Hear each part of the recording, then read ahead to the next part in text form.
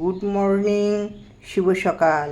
চলে আসলাম নতুন দিনে নতুন আর একটা ভিডিও নিয়ে। শুভ রাধা অষ্টমী। আশা করি সবাই ভালো আছো, সুস্থ আছো। চলে এসছি আমি, দাঁড়াও, দেখো আজকে চলে এসেছে আমাদের, কই গো দেখাও, এই দেখি তোমাকে একটু। এই যে চলে এসেছে আজকে, দাঁড়াও, এই যে লক্ষ্মীদি চলে এসেছে আজকে 7 দিন পর আজকে কাজে জয়েন করলো।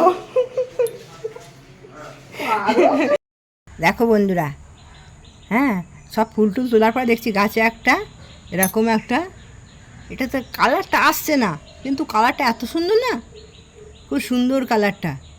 একটা দেখছি পঞ্চমুখী জবা ফুটে আছে, ফুল তোলা হয়ে গেছে, বেরিয়ে দেখছি এটা ফুটে আছে আবার। ঠিক আছে, দুধ নিয়ে আসছি, একবার দুধটা নিয়ে এসে আবার শুরু করব কাজ। ফুলটার জন্য আবার নিয়ে আসলাম ফোনটা নিচে। এর আগে দেখাতে পারিনি রাধা গোবিন্দের ওখানে ভোগ, এই গোপালের ভোগটা খুললাম, এখন ঢাকা দেওয়া ছিল। গোপালের দুপুরের ভোগ, নিত্য দুপুরের সেবা দিয়েছি গোপালের, ঢাকা দেওয়া ছিল, তো খুলে দেখানোর জন্য খুললাম। আর এই দেখো, এখানে মেশিনটা ছিল না, এইখানটায় ঠাকুরটা রেখেছি, ভাল লাগে না একভাবে। দেখো দূর থেকে দেখো, এই যে পরপর কি সুন্দর কি সুন্দর সুন্দর সুন্দর হয়েছে। বালতিটা আপাতত ওখানে রেখেছি, পরে ভেবে দেখা যাবে কি কোথায় রাখবো। এগুলো রেখেছি, জগন্নাথ, লোকনাথ বাবা, এই মা কালী, হ্যাঁ, জবা ফুল দিয়েছি। আচ্ছা, ওইখানে আছে ওই যে দক্ষিণেশ্বরের মা, নৈহাটি কালী মা, সরলা মা, মা দুর্গাকে এখানটায় রেখেছি। ওই যে মা সরস্বতীকে আগে চান করিয়েছি, দেখেছি চকচক করছে একদম মা সরস্বতী, আগে চান করালাম। আচ্ছা, এই যে রাধা গোবিন্দকে দেখো পুজো করেছি। দাদা ভোগ কী কী দিয়েছি দেখাচ্ছি, ভোগটা তুলে নিয়েছি, খিদে পেয়ে গেছিলো জোর, ওই খেয়ে নিলাম। গোপালে যে ভালো জামা পরেছে, তোরা জামা পরেছে, পুজো করার পর দেখানো হয়নি, ওই যে গণেশ ঠাকুরকে তুলে দিয়েছি এখানে। হ্যাঁ, বৃহস্পতিবার দিনকে নারায়ণটাকে এখানে সরিয়ে দেবো, মা লক্ষ্মীকেও আরও সরিয়ে দেবো, দিয়ে একদম আবার ঘর পাকবে সুন্দর করে। বৃহস্পতিবার দিনকে আবার মানে এইখানটায় আর একটু জিনিসটা পরিষ্কার করবো। এই যে রামচন্দ্রকে এখানে দিয়ে দিয়েছি, এটা স্নান করানোর জলগুলো ছাদে খাদে কিংবা নিচে গাছের গোড়ায় সব ফেলতে হবে, এখানটা রয়েছে। আর এখানে শ্রীরামচন্দ্রকে এখানে ফুল দিলে এখানে ফুল দেওয়া যাবে, এখানে হয়েছে। এই দেখ, রাধা গোবিন্দের এই যে ভোগগুলো এখানে তুলে এনেছি, তুলে এনে রেখেছি, আবার দেখবে, দাঁড়া আর জিনিস দেখাচ্ছি। গুরুদেবকেও দিয়েছি, গুরুদেবের থালাটা খুললাম আবার।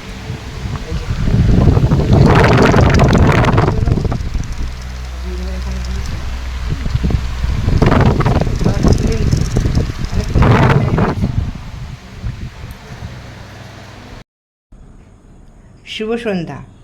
পরম প্রেমময় শ্রী শ্রী ঠাকুরের রাতুল রাঙা চরণে জানাই আমার কোটি কোটি প্রণাম।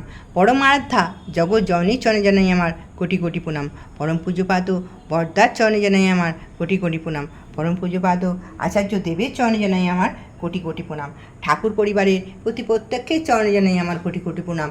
এখানে উপস্থিত সকল দাদা ও মায়েদের জানাই আমার আনন্দিত জয়গুরু। আজকের ইষ্ট প্রসঙ্গ, মানুষের জীবনে শান্তি কোথায়। এই বিষয়ে শ্রী শ্রী ঠাকুর এর কিছু কথা আমি আজকে আপনাদের সামনে তুলে ধরব এই ভিডিওর মাধ্যমে। তবে একটাই অনুরোধ, ভিডিওটি শেষ পর্যন্ত অবশ্যই শুনবেন। আমরা অনেকেই বলে থাকি মায়ার সংসার, সংসার অসার, এখানে শান্তি, দুঃখ, কষ্ট, যন্ত্রণা সবই আছে। যার প্রচুর আছে সেও শান্তিতে থাকতে চায়, যার কিছু নেই সেও শান্তিতে থাকতে চায়। আচ্ছা, আমি যদি বলি আমরা প্রত্যেকে 6 থেকে 7 ঘন্টা শান্তি থাকি, তা আমরা নিজেরাও জানি না কখন থাকি। ঘুমের মধ্যে, যখন আমরা ঘুমের মধ্যে থাকি তখন আমরা শান্তিতে থাকি, কেননা ঘুমের মধ্যে সকল চিন্তা থেকে আমরা ডিসচার্জ হয়ে যাই। না সুখের চিন্তা না দুঃখের চিন্তা, কোনো চিন্তাই আমাদেরকে প্রভাবিত করতে পারে না। তাই শান্তি পেতে গেলে আমাদের সংসারের সকল বিষয় থেকে মুক্ত হতে হবে, সংসার সকলের চিন্তা থেকে বেরিয়ে আসতে হবে। কিন্তু আমরা তো সাংসারিক মানুষ, কি করে সংসারের সকল চিন্তা থেকে নিজেকে ডিসচার্জ রাখবো, নিজের দুঃখ নিজে থেকে সরে থাকবো। এই সংসারে যা কিছু আমার আছে বাবা মা স্বামী সন্তান জায়গা জমি টাকা পয়সা সব কিছু আমার ঠাকুরের, আর আমি ঠাকুরের। তিনি আমাকে যে অবস্থায় রাখবেন, যেমনভাবে রাখবেন, আমি তেমনিভাবেই থাকব। আমার নিজের কোনো চাহিদা নেই, আমার নিজের কোনো ইচ্ছা নেই। তোমার ইচ্ছাই আমার মঙ্গল। কিসে আমার মঙ্গল হবে তা আমি জানি না। যে সংসারের কর্তা আমি নই, আমার ঠাকুর। এই কথা যদি মেনে নিতে পারি তাহলেই শান্তি আসবে। শ্রী শ্রী ঠাকুর সত্যনারায়ণে বলেছেন, অহংকার দেহ থাকতে অহংকার যায় না, আর অহংও যায় না। তবে নিজের অহং আদর্শের ওপর দিয়ে অক্রিয় হয়ে যে যত থাকতে পারবে সে তত নিরহংকার, সে তত উদার। পরমপিতা তোমার অহংকার বিষয় হোক, তুমি এভাবেই উপভোগ করো, আর তুমি তাতেই আনন্দ থাকো। আমার মধ্যে আমি কর্তা এই অহংকার যদি চলে যায়, আমার ঠাকুর আমার অহংকার হন, তখন আমার জীবনে যদি সুখ আসে, আনন্দ আসে, তখন আমি বলবো আমার যা হয়েছে সব ঠাকুর দয়া করে, দয়াল ঠাকুর আমায় দয়া করে আমার এত কিছু দিয়েছেন। আবার আমার জীবনে যখন কোনো দুঃখ কষ্ট আসবে, তখন আমি বলবো ঠাকুর আছেন আমার মাথার উপর, যা ভালো আমার তার জন্যে তাই তিনি করবেন। তাহলে আমাদের জীবনকে নিয়ে আমরা আমাদের সংসারকে নিয়ে কোনো টেনশন থাকবে না, শান্তি থাকবে সংসারে। শ্রী শ্রী ঠাকুর পুণ্যপুঁথি গ্রন্থে বলেছেন, থাকবি সংসারে মন রাখবি ভগবানে, দেখ অশান্তি না থাকলে শান্তি আসে না। শান্তি অশান্তি মন গড়া, মন না থাকলে শান্তিও নেই অশান্তিও নেই। ভগবানের পানে ছোট, শান্তি তোর পেছনে পেছনে ছুটবে। শ্রী শ্রী ঠাকুর সুমধুর কণ্ঠে ডাক দিলেন হরিপদকে। তারপর স্নেহস্বরে বললেন, আমার কথায় তোর মন টন খারাপ হয়নি তো? কী জন্যে কি কই তা বুঝিস তো? তখন হরিপদদা বললেন, আপনার কথায় কোনো দিনই আমার মন খারাপ হয় না। মন খারাপ যা হয় সে নিজের চলনার ত্রুটিতে। দয়া করে আপনি আমার ভুল ত্রুটিগুলো দেখিয়ে দেন, এটাকেই আমি আমার সৌভাগ্য বলে মনে করে থাকি। তখন শ্রী শ্রী ঠাকুর বলছেন, তোমরা নিজেরা যদি নিজেদের দোষ ত্রুটিগুলো ধরতে পারো সেই ভালো। আবার আমি বা অন্য কেউ যদি ধরিয়ে দিলে ক্রুদ্ধ না হয়ে নিজেকে প্রকৃত মনে করো এবং প্রসন্ন চিত্তে নিজেকে সংশোধন করতে লেগে যাও, তাহলে বুঝতে হবে তোমার মঙ্গলের পথে তুমি চলেছ। কেউ নাম ধ্যান করে কিনা তার একটা মস্ত পরখ হচ্ছে সে আত্মবিশ্লেষণে মুখর কিনা, অকৃতকার্যের জন্য অন্যের ঘাড়ে দোষ না চাপিয়ে নিজেকে দায়ী করে। এসব মানুষগুলি দেখতে দেখতে সোনা হয়ে উঠবে, এমনতর মানুষের সাহায্যে বহু লোক উপকৃত হবে। তুমি আমি দুনিয়ার জন্যে কিছু করে যেতে পারি কি না সেটাই হলো আসল কথা। ধরো তোমার 5টা ছেলে আছে, তাদের জন্যে তুমি একটা সোনার পাহাড় তৈরি করে রেখে গেলে।